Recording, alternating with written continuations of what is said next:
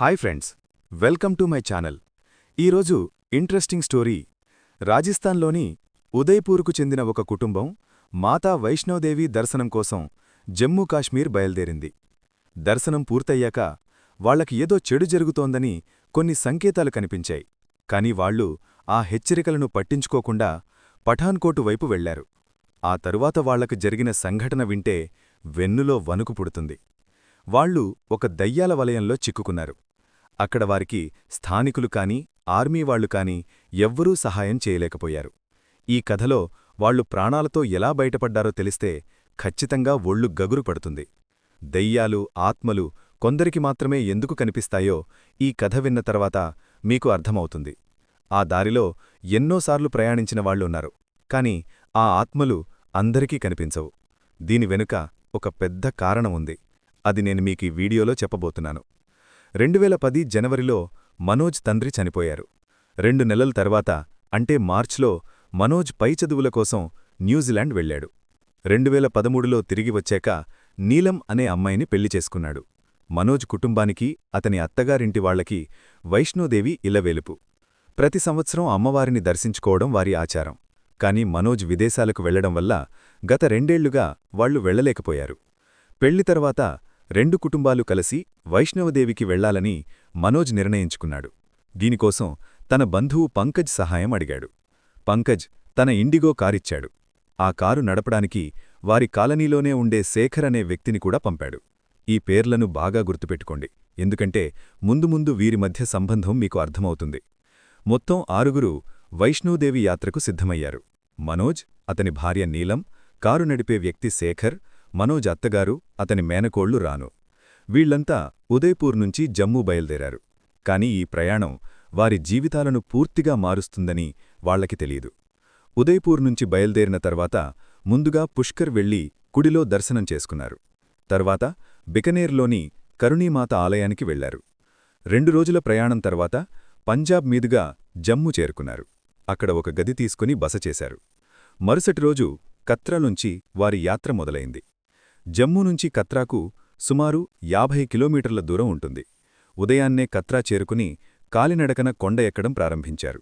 6-7 గంటల తర్వాత పైకి చేరుకుని అమ్మవారికి పూజలు చేశారు.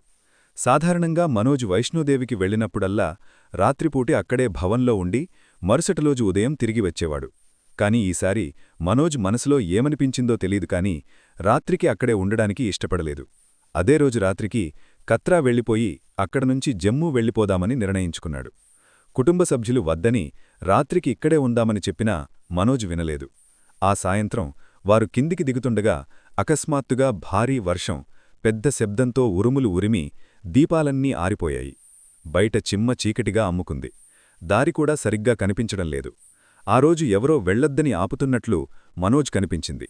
కాని అతను దాన్ని పట్టించుకోలేదు. కొంచెం దూరం వెళ్ళాక కాలు జారి కిందపడ్డాడు. అది కూడా ఒక హెచ్చరికే. ఈ రాత్రికి ఇక్కడే ఉండిపోండి, లేకపోతే జరగబోయే అనర్థాన్ని తట్టుకోలేరు అని ఆ సంఘటన హెచ్చరించింది. కాని మనోజ్ ఆందోళనలు, ఆ సంకేతాలను అర్థం చేసుకోలేకపోయాడు.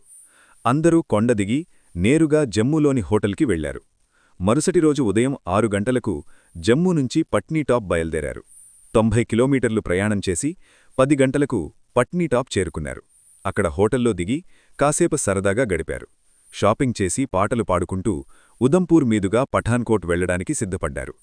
పట్నీటాప్ నుంచి 50 కిలోమీటర్లు ప్రయాణించి ఉదంపూర్ చేరుకున్నారు. అసలు కథ ఇక్కడే మొదలైంది.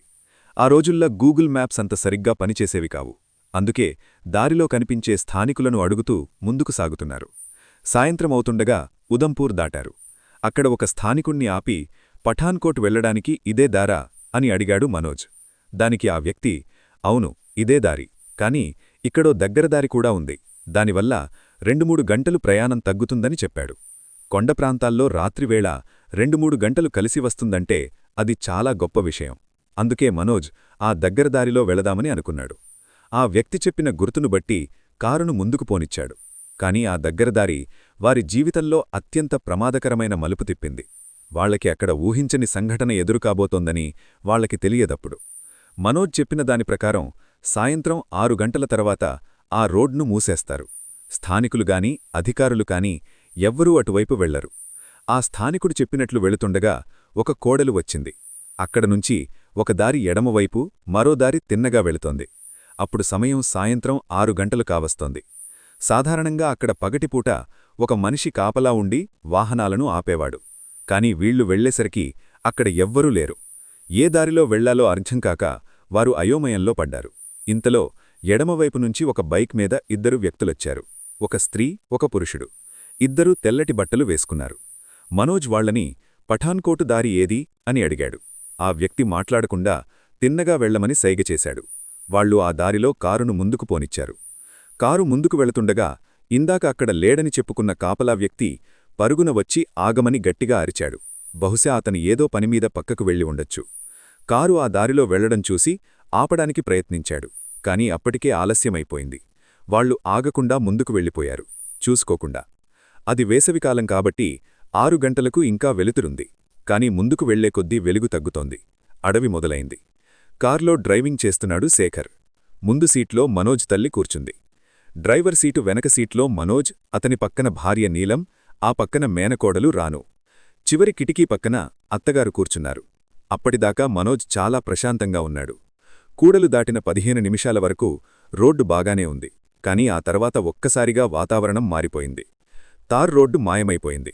దారికి ఇరువైపులా ఉన్న చెట్లు మీదికి వంగినట్లు అనిపిస్తున్నాయి. అప్పటివరకు ప్రయాణాన్ని ఆస్వాదించిన మనోజ్ మనసులో ఏదో తెలియని అలజడి మొదలైంది. అక్కడి వాతావరణంలో ఏదో చెడుశక్తి ఉన్నట్లు అనిపించింది. వాళ్లంతా భయపడ్డారు. మనం తప్పుడు దారిలో వచ్చామేమో అని భార్యతో అన్నాడు. దానికి ఆమె, అమ్మవారు మనతో ఉన్నారు, ఏం కాదులే అని ధైర్యం చెప్పింది. ఇంతలో రోడ్డు పక్కన ఉన్న మైలురాయి మీద చెండాలి అనే పేరు కనిపించింది. ఆ పేరు చూడగానే మనోజ్కి ఒళ్ళు జలధరించింది. అదేంటి, పేరు అంత విచిత్రంగా ఉంది అనుకున్నాడు. ఈ దారిలో మన కారు తప్ప వేరే వాహనం ఒక్కటి కూడా రావడంలేదు. కనీసం చిన్న దుకాణం కూడా లేదని డ్రైవర్ శేఖర్ని అడిగాడు. కాని శేఖర్ ఏం మాట్లాడకుండా ఆ అడవిని దాటించడమే లక్ష్యంగా డ్రైవింగ్ మీద దృష్టిపెట్టాడు. సమయం సాయంత్రం 6:45. బయట చిమ్మ చీకటి. రోడ్డుమీద వారి కారు వెలుతురు తప్ప మరే దీపం కనిపించడంలేదు. ఇంతలో వారి ముందు ఒక వంతెన కనిపించింది. ఆ వంతెన దాటి అవతలికి వెళ్ళాలి. కాని డ్రైవర్ శేఖర్ ఆ వంతెన చూసి ఒక్కసారిగా ఉలిక్కిపడ్డాడు. వంతెన మధ్యలో రాళ్లు అడ్డుగా పడి ఉన్నాయి. సాధారణంగా దొంగలు దోపిడీ చేయడానికి ఇలాగే రోడ్డు మీద రాళ్లు పెడుతూ ఉంటారు. శేఖర్ కూడా అది దొంగల పని అని భయపడ్డాడు. కారు ఆపి మనోజ్తో, అన్నా, నేను వేగంగా వంతెని దాటించేస్తాను, ఎవరైనా అడ్డు వస్తే గుద్దేసుకుంటూ వెళ్ళిపోతాను అన్నాడు. దానికి మనోజ్ కూడా సరే అన్నాడు. ఈ నిర్మానుషమైన రోడ్లో ఎవరుంటారులే అని ధైర్యం చెప్పాడు. శేఖర్ కారు వేగాన్ని పెంచి ఆ వంతెని దాటేశాడు. వంతెని దాటగానే ఎదురుగా ఒక లారీ రావడం కనిపించింది. అమ్మయ్య, ఈ రోడ్డు మీద ఎవరో ఒకరు మనుషులు కనిపించారులే అని అందరూ ఊపిరి పీల్చారు. కాని కారు ఆ లారీ దగ్గరికి వెళ్లేసరికి అది గాలిలో కలిసినట్లు మాయమైపోయింది. ఆ దృశ్యం చూసి శేఖర్, మనోజ్ అతని తల్లి వణికిపోయారు. విచిత్రమేంటంటే వెనుక సీట్లో కూర్చున్న మనోజ్ భార్యకు, మేనకోడలికి, అత్తగారికి ఇవేవీ కనిపించలేదు. వాళ్లు మామూలుగానే ఉన్నారు. కనిపించిన ఆ ముగ్గురు భయంతో నోటమాట రాక దేవుణ్ణి తలుచుకుంటూ మౌనంగా ఉండిపోయారు. కొంచెం దూరం వెళ్ళాక వారికి ఎడమవైపు ఒక బస్సు కనిపించింది. ఆ బస్సు చాలా నెమ్మదిగా వెళుతోంది. దాని ప్రక్కనే 10-15 మంది తెల్లని బట్టలు వేసుకుని వరుసగా నడుస్తున్నారు. నడుస్తున్న బస్సులోకి ఒక్కొక్కరిగా ఎక్కుతున్నారు. కారు ఆ బస్సును దాటుతున్నప్పుడు డ్రైవర్ సీటు వైపు చూస్తే అక్కడెవ్వరూ లేరు. డ్రైవర్ లేకుండానే ఆ బస్సు దానంతట అదే వెళుతోంది. అది చూసి వారికి వణుకు కుట్టింది. వెనుక ఉన్న మిగతావారు నిద్రపోతున్నారు. నరకం చూడనివారు ఎవరైనా ఉంటే ఇక్కడికి వచ్చి చూడొచ్చు అనిపించేలా ఉంది మనోజ్కి. శేఖర్ భయంగా కారును నెమ్మదిగా ముందుకు పోనిచ్చాడు. అది మొత్తం అడవి ప్రాంతం. ఆ దారిలో ఒక మలుపు తిరగ్గానే ముందు ఇంకో కారు కనిపించింది. ఆ కారు సీట్లో 2 అమ్మాయిలు అద్దానికి ముఖం ఆనించి చూస్తున్నారు. వారి ముఖాల్లో ఏ భావాలు లేవు.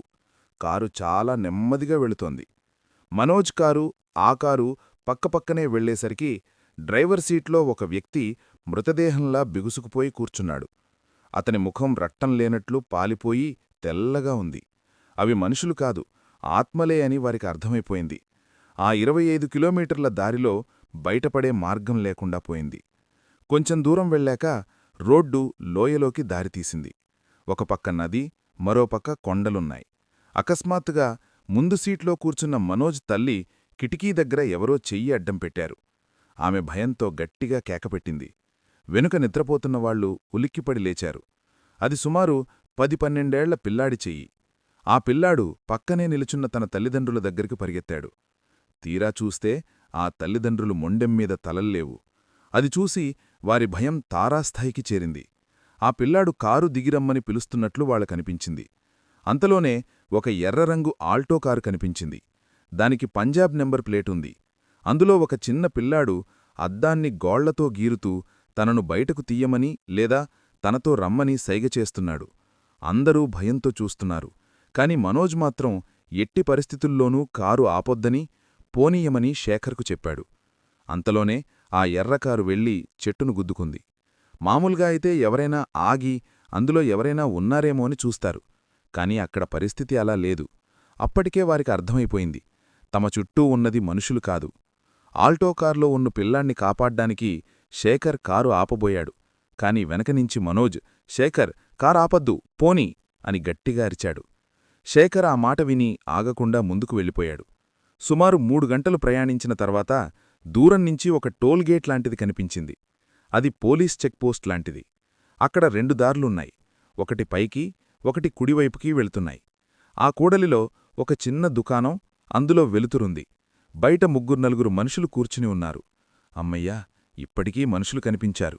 కరెంటు వెలుతురు కూడా ఉందని మనోజ్ ఊపిరి పీల్చుకున్నారు.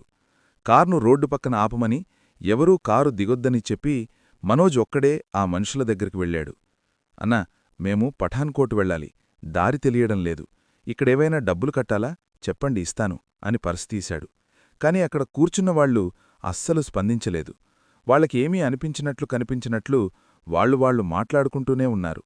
బహుశా వాళ్లు కూడా ఆత్మలేమో, లేదా అడవిలోనుంచి వచ్చిన మనోజ్ను చూసి వాళ్లే ఆత్మ అనుకున్నారో ఏమో తెలియదు. ఎంత అడిగినా సమాధానం రాకపోయేసరికి మనోజ్ వెనక్కు తిరిగాడు. కారు దగ్గరికి వస్తుండగా కొంచెం దూరంగా పొడవుగా, లావుగా ఉన్న ఒక వ్యక్తి కనిపించాడు.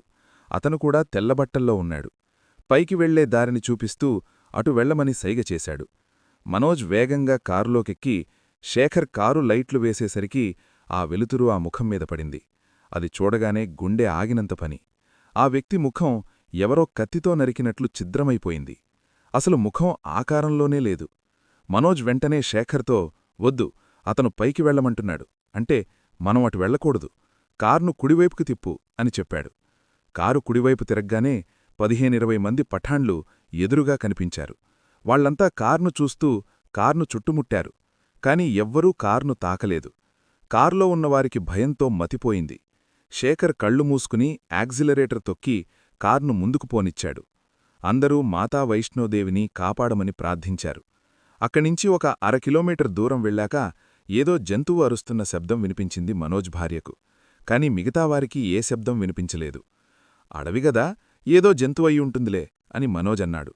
లేదు, అది సింహం గర్జన అని ఆమె అంది. పిచ్చిమాటవ మాట్లాడుకు అని మనోజ్ గద్దించాడు. అలా అనగానే ఆమె ప్రవర్తన ఒక్కసారిగా మారిపోయింది. ఆమె కళ్ళు పెద్దవి చేసి గంభీరమైన గొంతుతో మనోజ్ను తిట్టడం మొదలుపెట్టింది. నేను నిన్ను కత్రాలోనే ఆపాను, వర్షం కురిపించాను, కాలు జారిపడేలా చేశాను, ఈ రాత్రికి బయల్దేరద్దని ఎన్నో సంకేతాలిచ్చాను. ఎందుకంటే మీకు ఏం జరగబోతోండో నాకు తెలుసు. కాని నువ్వు నా మాట వినకుండా మూర్ఖంగా బయల్దేరావు. అందుకే అనుభవించు అనందామె. సాక్షాత్తూ ఆ అమ్మవారే వాళ్లని కాపాడ్డానికి వచ్చింది. కారులో ఉన్నవాళ్లంతా మనోజ్ భార్య కాళ్లకు నమస్కరించి తప్పు జరిగిందని వేడుకున్నారు. వారి ప్రార్థన విన్న అమ్మవారు నీలం ద్వారా వాళ్లకి దారి చూపించింది. అక్కడ్నించి కుడివైపుకు వెళ్ళండి, తర్వాత ఎడమవైపుకు వెళ్ళండి, 3 కిలోమీటర్ల తర్వాత రోడ్డు వస్తుందని సూచనలిచ్చింది. రాత్రి 11 గంటల సమయంలో వాళ్లు కొండ ప్రాంతాన్ని దాటి మైదానానికి చేరుకున్నారు. అక్కడ ఒక ఆర్మీ క్యాంప్ కనిపించింది. ఒక సైనికుడు కార్ను ఆపమని సైగ చేశాడు. అప్పటికే ముందు ప్రధాన రహదారి కనిపిస్తోంది. కాని ఆపగానే శేఖర్ అద్దం దించి, మేము హైవే మీదకి వెళ్ళాలి, పఠాన్కోట్ వెళుతున్నాం అని చెప్పాడు. అప్పటికి మనోజ్ భార్య సాధారణ స్థితికి వచ్చేసింది. శేఖర్ సైనికుడితో మాట్లాడుతుంటే వెనకనించి 5-6 సైనికులు పరుగున వచ్చి మాట్లాడుతున్న సైనికుణ్ణి వెనక్కిలాగి, నీకు తెలియదా? వారితో ఎందుకు మాట్లాడుతున్నావు? ఇక్కడేం జరుగుతోందో నీకు తెలుసుగదా అని గట్టిగా మందలించి అతన్ని అక్కడ్నించి తీసుకువెళ్ళిపోయారు. ఆర్మీవాళ్లు ఎందుకలా ప్రవర్తించారో మనోజ్కు అర్థం కాలేదు. సరే, ఇక హైవే మీద ఏదైనా దాబా దగ్గర ఆపి టీ తాగుదాం, మనసు కుదుట పడుతుంది అని మనోజ్ చెప్పాడు. హైవే మీద ఒక దాబా దగ్గర కారాపారు. మనోజ్ లోపలికి వెళ్లి టీ చెప్పి దాబా యజమానికి తమకు ఎదురైన అనుభవాల గురించి చెప్పాడు. అది విన్న యజమాని, బాబూ, మీరు బ్రతికి రావడం నిజంగా ఒక అదృష్టం. ఆ 60-70 కిలోమీటర్ల దారి ఒక మృత్యుకూపం అని చెప్పాడు. టీ తాగిన డ్రైవర్ శేఖర్ ఆరోగ్యం పాడైంది. అతను వెనక సీట్లో పడుకోగా మనోజ్ కారు నడుపుకుంటూ ఉదయపూర్ వెళ్ళిపోయారు. ఇంటికి వెళ్ళాక మనోజ్ తన గురువుగారిని కలిసి జరిగిందంతా చెప్పి, అసలు ఆత్మలు ఉంటాయా అనడిగాడు. ఉంటాయి. వాటికి ఎక్కడైతే అన్యాయం జరుగుతుందో, ఎక్కడైతే అసంతృప్తితో చనిపోతారో ఆయా చోట్ల ఆత్మలు సంచరిస్తాయని ఆయన చెప్పుకొచ్చాడు.